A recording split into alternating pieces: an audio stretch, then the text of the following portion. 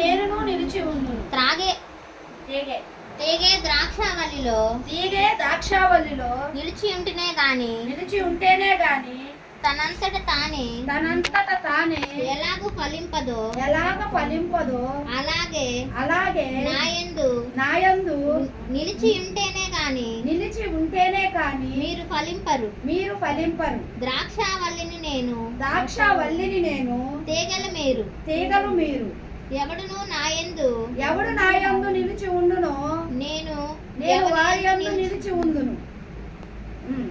వాడు బహుగా ఫలించును. నాకు వేరుగా ఉండి మీరేమీ చేయలేరు. దేవునికి మహిమ కలుగును గాక. ఇక్కడ యోహాను రాసిన పత్రిక 15వ అధ్యాయము 4వ వచనంలో అంటున్నాడు, నా యందు నిలిచి ఉండుడి, మీ యందు నేనును నిలిచి ఉంటాను అని అంటున్నాడు.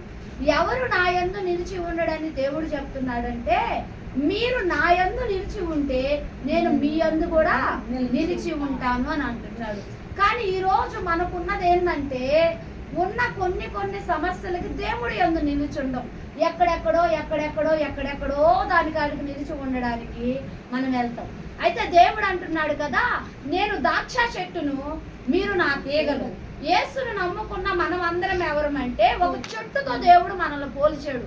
ఎందుకు చెట్టుతో దేవుడు పోల్చాడంటే, చెట్టును మనం చూసుకున్నామంటే, మనం కొనుక్కొచ్చుకునేటప్పుడు ఒక చాట పీక్కొచ్చుకునేటప్పుడు దీన్ని ఇంత మొక్కగా తీసుకొచ్చుకుంటాం.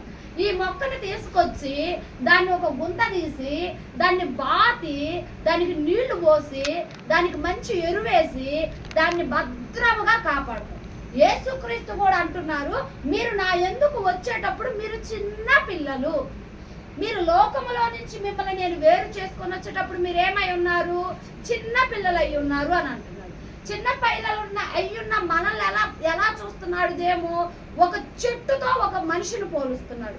ఎందుకంటే అది ఒక చాట ఇంత ఇత్తనం వేస్తే ఇంత మొలకే అది వచ్చేది కూడా. చెట్టే మాను రాదు, మానులు మనం ఉంటే తెచ్చుకుంటాం కానీ దాని ఇత్తనంలో నుంచి వచ్చేది ఇంత మొక్కే. మీరు కూడా ఆ మొక్క లాంటి వారు అని అంటున్నాడు. మొక్క లాంటి వారు మీరే కానీ మానును నేనై ఉన్నానని దేవుడు సేవ. మీరు ఎప్పుడైతే నా యందుకు మీరు వచ్చి ఉన్నారో మిమ్మల్ని భద్రపరిచే బాధ్యత నాది అని దేవుడు. ఆ చెట్టును తీసుకొచ్చి మనము, కొంతమంది చెట్లు పిచ్చి ఎక్కువ బాగా, అసలు ఆ చెట్టు ఎండిపోతున్నా గడ్డి మలిసినా వాళ్ళకి నిద్ర కూడా పట్టకుండా ఎప్పుడు కూడా ఆ చెట్ల మీద ప్రేమ పంచుకొని ఉంటారు. ఎందుకంటే వాళ్ళకి చెట్లన్నా పూలన్నా, మా ఇంటి పక్కన సుజాత ఉంది, ఆమె చెట్లు అంటే ఎంత పిచ్చో పాపం. ఉండేది ఒక్కటే, ఎంత డబ్బులు పెట్టారు, కనీసం కడుపు కూడా తిండితో లేదో నాకు తెలియదు కానీ చెట్లు మటుకు భలే కొనిద్ది, భలే పెంచుద్ది, పూలు ఏం పూపించుద్ది అసలు ఆమె అయితే కూడా. ఎందుకు, ఆమె చెట్టులు అంటే ఆమెకు అంత ప్రేమ అన్నమాట. ఆ చెట్టుని ఎంత సంరక్షి, ఒక లోక సంబంధమైన మనకే ఒక చెట్టు మీద అంత ప్రేమ కలిగి ఉంటే దేవుడు ఏమంటున్నాడంటే, ద్రాక్ష చెట్టుని నేను, వాటి తీగలు మీరు, మరి మనల్ని దేవుడు ఎంత కాపాడుతాడు? చెట్టే నేను అంటున్నాడు, తీగలు మీరు అంటున్నారు. నన్ను అంటు కట్టుకొని ఉంటే నేను ఎలా ఫలించానో మీరు నాకన్నా రెండింతలు ఫలించారు.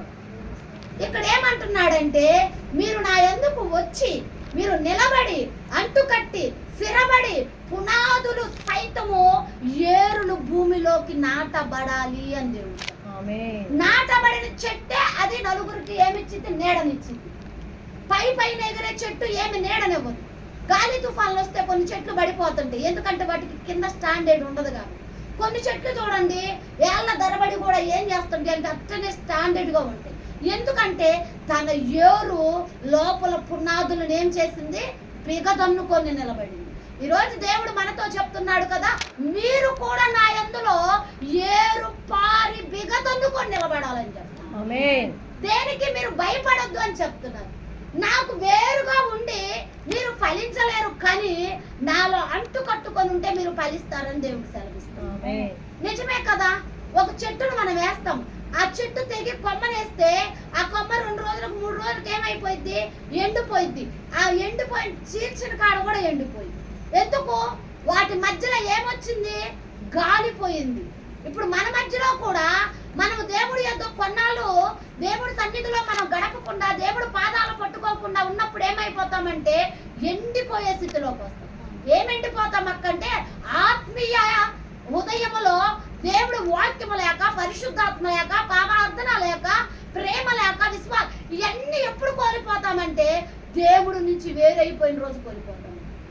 దేవుడిని అట్టుకట్టుకొని ఉంటే ఆ చెట్టు ఎలా ఫలించిందో మనం కూడా అలాగే ఫలిస్తాం, మనం కూడా అలాగే నాటబడతాం, మనం కూడా అలాగే ఆ చెట్టు. ఒక చెట్టు బాగా బరిగొడ్లు కాసేటప్పుడు నాకు బాగా యాప చెట్టు కింద చూస్తే ఆ యాప చెట్టు ఆ ఎండాకాలము ఎంత మందికి అది సేర తీర్చిద్దో అనమాట. చల్లటి వాతావరణం, ఒక్క చెట్టు కింద గుంపులు గుంపులు కూర్చుంటారు. మళ్ళీ అలాగే ముళ్ళ చెట్లు ఉంటాయి, ఇంకొక చెట్లు ఉంటాయి, కానీ ఆ చెట్లు కింద కూర్చోరు.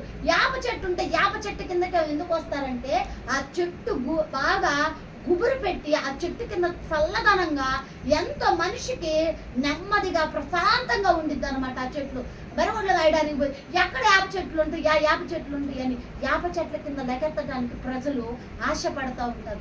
ఈ రోజు దేవుడు నీతో మాట్లాడుతున్నాడు. నీ దగ్గరికి రావడానికి ప్రజలు ఆశపడుతూ రావాలి. నేను ఒక ఆమె దగ్గరికి వెళ్ళాలి, నాకు దేవుడు నీడు అనే ఆమె కాడికి వెళ్ళాలి, ఆమె దగ్గర నాకు ఒక ముఖ్యమైన మాటలు అనబడతాయి, ఆమె దగ్గర నాకు ఒక ఆధారం దొరికింది, ఆమె దగ్గర నాకు ఒక నెమ్మది దొరికింది, ఆమె దగ్గర ఒక ఫలింపు నాకు దొరికింది, నేను వెళ్ళాలి. ఆమె దగ్గర యేసు ప్రభు అనే చెట్టు అంకాడు ఉంది. ఆ చెట్టులో ఉన్న మధురమైనది నేను కూడా నేర్చుకోవాలి, నేను కూడా వినాలి, నేను కూడా ఆ చెట్టును అతుక్కొని ఫలించాలని ఒక వ్యక్తి మన గురించి చెప్పినప్పుడు ఒక వ్యక్తి మన కాడికి పరుగులెత్తుకుంటూ రావాలి. యేసుక్రీస్తు ప్రభువారు ఈ రోజు అంటున్నాడు కదా, ద్రాక్ష చెట్టుని నేనైనప్పుడు నన్ను అంటుకట్టుకున్న వారిని నేను ఇక్కడే ఉంచుతానని చెప్పట్లా. ద్రాక్ష చెట్టు వేసిన మీ అందరికీ తెలుసు, దాని తీగలు ఎలా ఎలా ఎలా ఎలా బిల్డింగ్ మొత్తం పక్కొని పోతే గుత్తులు గుత్తులు కాయలు పెడతాయి. దాన్ని బతికించడం చాలా కష్టం. బతికించిన తర్వాత అది ఫలింపడం చాలా అనేకులకు ఆశీర్వాదంగా మలిచింది. అది బతకడం చాలా కష్టం. మన ప్రాంతంలో బతకడం అది కొత్తపట్నం సైడు, ఇటు లింగంగుంట సైడు అటు చూడండి చెట్లు. అసలు లింగంగుంట సైడులో రత్నకుమారి వాళ్ళ ఇంటి పక్కన ఉంది ఒక చెట్టు, ఇంతలా కాయలు. మరి అవి ఏం కాయలు నేను ఫోటో కూడా తీసుకొచ్చుకున్నా. అసలు ఎట్లా గుమ్మడికాయలు ఉన్నట్టు ఉన్నాయి, చెట్టుకు యాల పడతా ఉన్నాయి. మరి అది ఏం కాయో మనకు తెలియదు. మరి అది బూజుకాయలాగో ఏమో ఉంటదట్టుంది. ఇంతలా ఉన్నాయి ఆ కాయలు. మరి బత్తాకాయ సైజే కానీ ఇంతలా ఉన్నాయి. ఆ చెట్టును వాళ్ళు ఎంతగా దానికి ప్రొటెక్షన్ చేసి వెరు వేసి ముందేసి దాన్ని ఎంత కాచి ఉంటారు వారు. నాకు తెలుసు ఈ రోజు ఆ ఫలింపదిస్తుందంటే దానికి ఎంతో శ్రమ పడి ఉంటారు వాళ్ళు. ఈ రోజు దేవుడు మనతో కూడా చెబుతున్నాడు కదా, క్రీస్తులో మనము కూడా మనల్ని మనమే ఏం చేసుకోవాలి, మన చుట్టూ మనము పరిశుద్ధాత్మ కంచి వేసుకోవాలి. సాతాన్ని ఎక్కడ రానియకుండా మనం ఏం చేయాలి, ప్రతి నిమిషం అంటే ప్రార్థన కంచి వేసుకోవాలి మన చుట్టూ. నా ద్రాక్ష అయ్యా, నేను ద్రాక్ష చెట్టుని, నువ్వు తీగను నేనయ్యా, నీకు వేరుగా నేను బతకలేనయ్యా, ఒక్క క్షణము కూడా నిన్ను విడిచి నేను బతకలేనయ్యా అని నువ్వు ఎప్పుడు దేవుడు పాదాల దగ్గర ఆ తీగ ఎట్ట దేవుడు అంటూ చెట్టును అంటూ కట్టుకొని నిలబడిద్దో నువ్వు కూడా నిలబడాలని దేవుడు సెలవు. నీవు కూడా ఆ మాదిరిగా ఉండాలని దేవుడు సెలవు.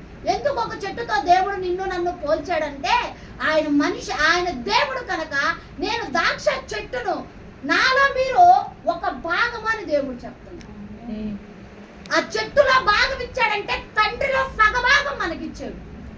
మనం ఎవరిలా ఉండాలి, తండ్రిలాగానే ఉండాలి. నీ కష్టం రాని, నింద రాని, అవమానం రాని, రోగం రాని, నువ్వు అందరిని కూడా సహించుకోవాలి, అందరిని ప్రేమించాలి, అందరిని ఆదుకోవాలి, అందరిని హత్తుకోవాలి.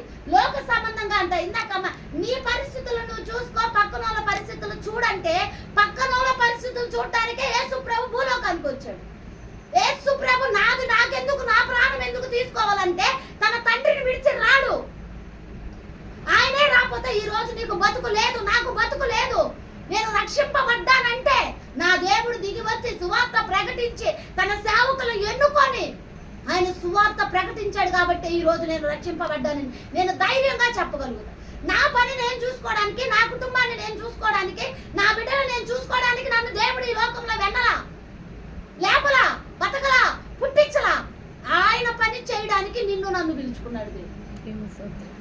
శరీర సంబంధంగా మనం ఆలోచిస్తాం ఇతరుల సమస్య మనకు అవసరం లేదని. ఇతరుల సమస్య మనకు అవసరం